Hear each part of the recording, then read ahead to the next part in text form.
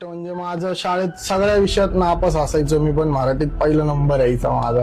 तो संबाटा का एक इंटरव्यू आया है जहां पे संबाटा ने अपने दोस्तों के बारे में, अपने मॉम के बारे में, अपने फैमिली के बारे में और अपने स्ट्रगल के बारे में बात करा है. तो उसकी एक छोटी सी क्लिप देख लो आप लोग. छोटी होती, माझा सर्कल लय छोटा होता. माझे 4-5 मित्र, माझे घरदार, आणि मला माझ्या लोकांकडनं कधी असं वाईट ट्रीटमेंट नाही भेटली पहिल्यापासून. समाजाकडनं भेटली ही गोष्ट वेगळी, पण माझी लोक नेहमी माझ्यावर प्रेम करायची.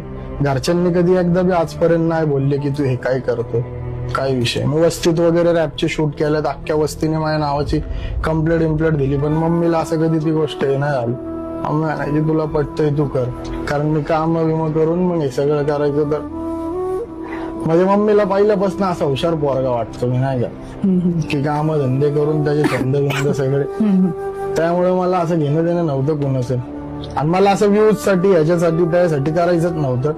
आमचं म्हणणं काय होतं, रॅप स्वतःसाठी बनवायचे, आपणच ऐकू, कुणी नाही ऐकले तरी हुड ऐक ना आपलं, बस संपलं विषय.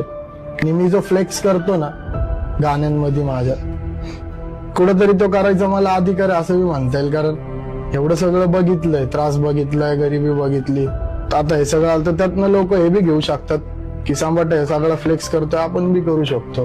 संबाटा बोलतो त्याची आई सुखी आहे, तुम्ही बी तुमच्या आईला सुखी ठेवू शकता.